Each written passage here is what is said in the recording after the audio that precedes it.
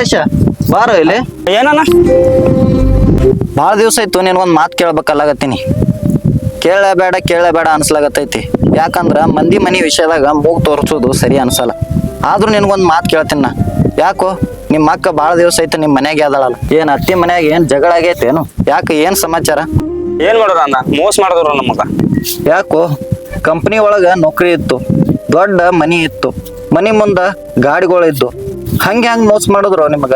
ಹೇಳವ್ರಣ್ಣ, ಮನಿ ಮತ್ತವ್ರದಿತ್ತು, ಆಯ್ತು ಗಾಡಿಗಳು ಅವ್ರ ದೋಸ್ತರದಿತ್ತು. ಆ ನಂತರ ಮದ್ವೆ ಆದ ಬಳಗ ನಮಗ್ ಗೊತ್ತಾಯ್ತು ಇಟ್ಟೆಲ್ಲ. ಹೌದು, ಭಾಳ ಮೋಸ ಆಯ್ತು.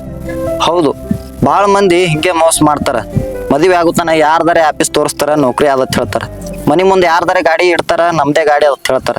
ಯಾರ್ದಾರೆ ಮನಿ ತೋರಿಸಿ ಮದುವೆ ಮಾಡ್ಕೋತಾರ. ಹೌದಣ್ಣ, ನಮ್ದಿ ನಸೀಬ್ ಖರಾಬ್ ಐತಿ, ಏನ್ ಮಾಡೋದಿನ್ನ. ನಮ್ಮ ಅಪ್ಪ ಒಂದು ವರ ತಂದಿದ್ದ. ಅವ್ರದ್ದು 20 ಎಕರೆ ಹೊಲ ಇತ್ತು, ದೊಡ್ಡ ಮನಿ ಇತ್ತು. ನೀವು ಕೊಡ್ಲಿಲ್ಲ. ನೋಡು, ರೈತರು ಎಂದೂ ಮೋಸ ಮಾಡಂಗಿಲ್ಲ. ನೀವು ಬರೇ ಮೋಸ ಮಾಡೋರ್ಗೆ ಎಟ್ಟೆ ನಂಬ್ತೀರಿ. ಯಾವಾಗಲೂ ರೈತರಿಗೆ ನಂಬೋದು ಕಲೀರಿ. ರೈತರು ಎಂದೂ ಮೋಸ ಮಾಡಲ್ಲ. ರೈತ ಇಲ್ಲಿ ಎಲ್ಲರಿಗೂ ಅನ್ನ ಕೊಡುತ್ತಾನೆ, ಆದರೆ ರೈತನಿಗೆ ಇಲ್ಲಿ ಯಾರೂ ಹೆಣ್ಣು ಕೊಡುವುದಿಲ್ಲ. ಇದೇ ನಮ್ಮ ದೇಶದ ಪರಿಸ್ಥಿತಿ.